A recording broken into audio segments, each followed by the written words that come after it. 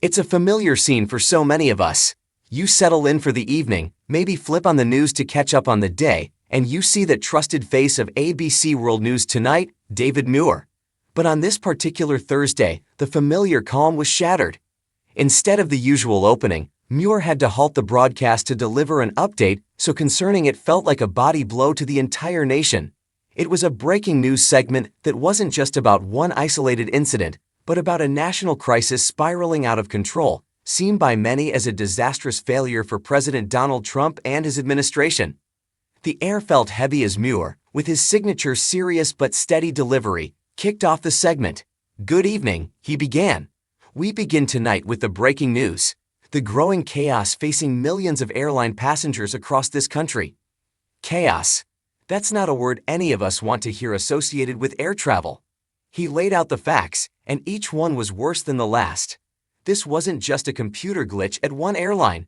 This was systemic. Major airlines, including Delta, United, and American, already canceling hundreds of flights because of the government shutdown. And then, the kicker. Now day 37, Muir stated, letting the number hang in the air. The FAA is taking extreme measures, ordering flights be cut by up to 10% at 40 major airports across this country, including New York City, Chicago, Los Angeles. Let's just pause on that. Day 37 of the longest government shutdown in U.S. history. And it wasn't just a political squabble on cable news anymore. It was now actively crippling the nation's infrastructure. Muir went on, painting a picture of the human cost that gets lost in the political headlines. Air traffic controllers now dealing with no pay, their second paycheck with zero. Can you even imagine the stress? These are the people who hold thousands of lives in their hands every single hour. We depend on their focus, their precision, and their calm under pressure.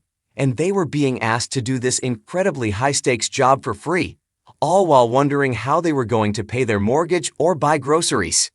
The ripple effect was immediate. Passengers scrambling to make last-minute changes. Muir continued. Of course, concerned whether their flight will be canceled, too concerned about being stranded. It's the nightmare scenario for anyone who travels. You show up at the airport, bags packed, only to find your flight doesn't exist, and neither does the one after that. But the update, tragically, wasn't over. Muir had another bombshell. Also breaking at this hour, he said, a federal judge tonight ordering the Trump administration to fully fund November food benefits, SNAP, for 42 million Americans by tomorrow. It was a 1-2 punch. The nation's travel system was grinding to a halt, and simultaneously, a federal judge had to step in to force the administration to release food benefits for 42 million people.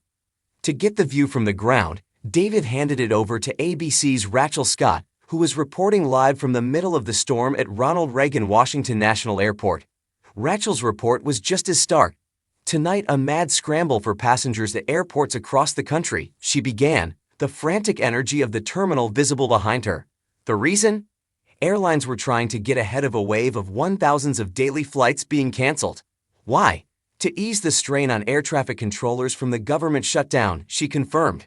She spoke with travelers at the airport, their faces a mix of anxiety and frustration, all just hoping to get where they needed to go. Rachel warned that 40 airports would be hit, including the country's busiest from Atlanta to Los Angeles to Chicago, New York's JFK, Miami, Detroit, and DCA and Washington. This wasn't a regional problem, it was a national meltdown. The numbers were staggering. Tonight, Delta Airlines says they'll cancel 170 flights tomorrow. American Airlines 220, and United Airlines says they'll slash just under 200, she reported, showing the alerts that were popping up on passengers' phones, those dreaded notifications that sink your heart. But Rachel also had to circle back to that other crisis, the SNAP benefits. This was, in many ways, even more chilling.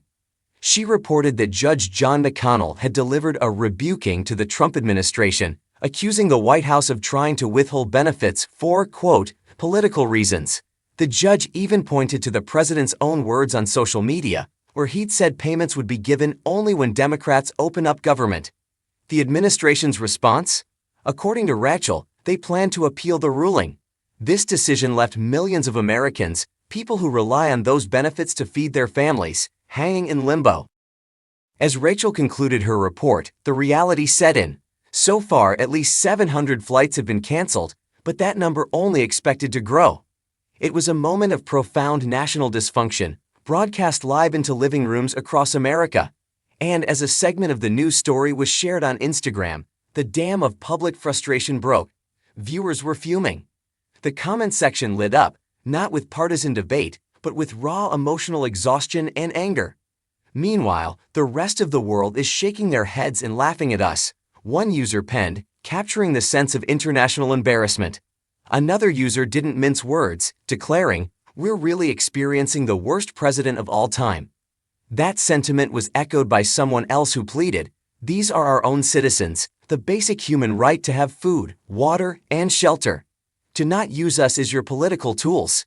It was a heartbreaking summary of the SNAP benefits crisis, real families being used as bargaining chips. Don't you think it was so ironic that Trump ended the law that airlines have to pay passengers fees for canceled or delayed airlines? And now we're here, a fourth viewer pointed out, connecting the current chaos to previous policies. But perhaps the most relatable comment, the one that summed up the sheer exhaustion of the era, came from a fifth viewer. "I cannot wait until I can watch the news and not have every headline be a new way that Donald Trump is up our country." It was more than just a news update.